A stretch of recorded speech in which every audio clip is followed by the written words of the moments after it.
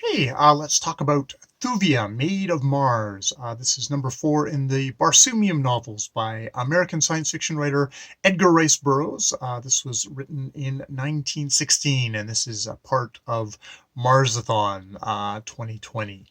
So yes, this is the number 4 book in the series, and it's kind of marks a shift here because we go from John Carter, a gentleman of Virginia, ex-Confederate soldier, and his adventures rescuing the Dejah Thoris, uh, Red Martian Princess of Mars, and we shift to Cathoris, who is the son of Dejah Thoris and John Carter, Car Thoris.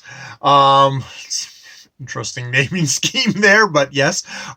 And his love affair with Thuvia, another Red Martian princess of Mars, and they appeared in the 2 books previous to this, and yes, there was definitely the hints of romance and stuff like that. And indeed, at the beginning of this book, it is John not part that Catharsis loves Dejah Thoris, but it's like not Dejah Thoris. That's his mom. That would be weird.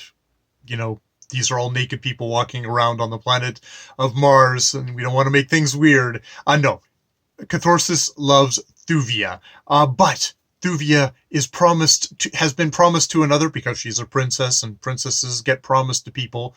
And we switch into what is the usual thing with Edgar Rice Burroughs, which is a kidnap plot because of like Dejah Thoris, Thuvia has got lots and lots of people who fall in love with her, and indeed throughout the story, other guys will fall in love with her as well and cause more plot complications. But in this one, she has another suitor, Ashtok, Prince of Dusar, who gets very handsy with her at the beginning of this novel, and she rejects him quite severely. And Catharsis jumps in, being very kind of the gallant, kind of noble, kind of knightly paladin figure to it's like, hey, hands off the lady, kind of that sort of stuff.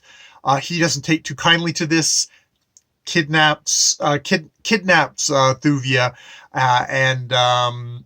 and a little unbeknownst to Catharsis, because Catharsis gets blamed for the kidnapping, which causes all sorts of political machinations, and indeed seems to, as the novel goes on, we find out that it's basically John Carter at the end of the Warlord of Mars had managed to kind of get all the races to get together and kind of like heal their wounds, but this is now threatening to split apart the Red Martians and also pull in the Green Martians and all the other Martians into another big battle. But that's really kind of pushed to the side for this. This is all about Catharsis trying to find Thuvia. Now, he doesn't start off well because his flying ship gets sabotaged. He has Edgar Rice Burroughs has come up with this idea of an autopilot, which apparently in 1916 wasn't a thing yet. At least not a working model, but I guess if you're imagining things, that makes things easier. And it's sabotaged, and his ship is taken far down south in Barsoom to a ruin, where luckily, for whatever machinations you think you'd want to send him far a different direction, that Thuvia has also been taken by the Red Martians, all wearing John Carter's livery. Not John Carter's, Catharsis and John Carter's livery, to obviously put the blame on him. And indeed, Thuvia goes through a lot of this plot going, is Catharsis behind this? Is he the one who's kidnapped me? Like, he seemed like an honorable guy, but maybe he's done this. And we have a little bit of like there's tension there, which gets in the way of true love. Because these are all just, it's princess and prince kind of like, will they or won't they kind of get together at the end, those crazy kids.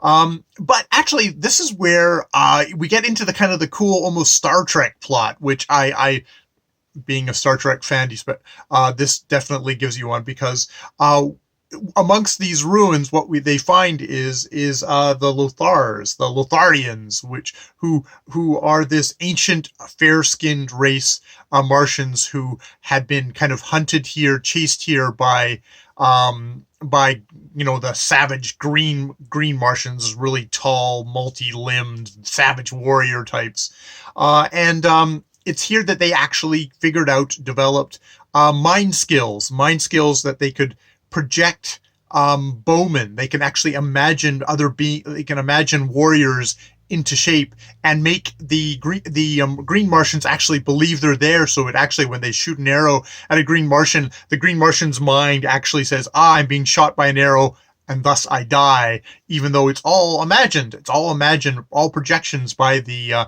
minds of the Lotharians. But with the Lotharians have gotten there, all the women and children have died along the way to get there. So they have subsisted on their own all this time.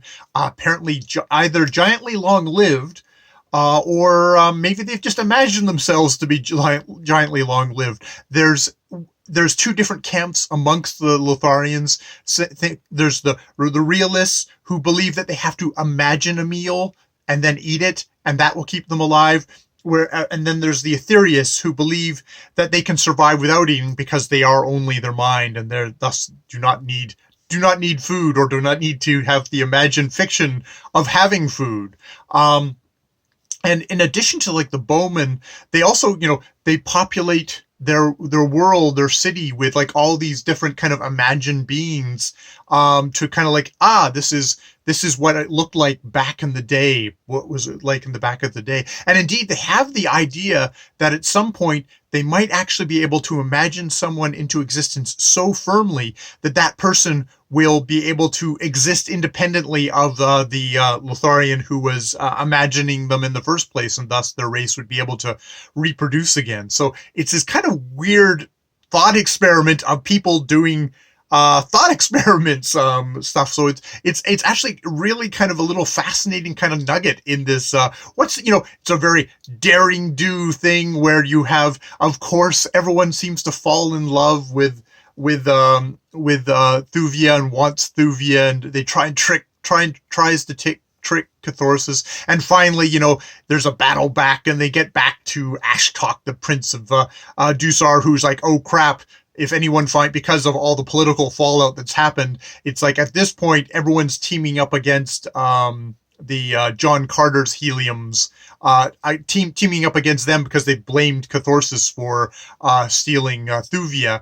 But it's like, oh crap! If anyone actually found out, Ashtok's father quite rightly goes, if anyone figures out that we were the ones who were behind this, we would be completely doomed, is what their thoughts are. So, it's like, if Thuvia was around, she shouldn't be around. We should make sure that she disappears entirely.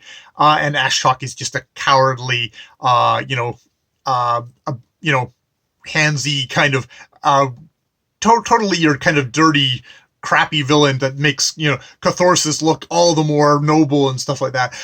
This is a, it's a fun, it's very well honed. It's like, it was one of these things of, it comes to an ending, like it comes, the whole Catharsis and Thuvia thing is resolved, and then it's like, cluck, we're done.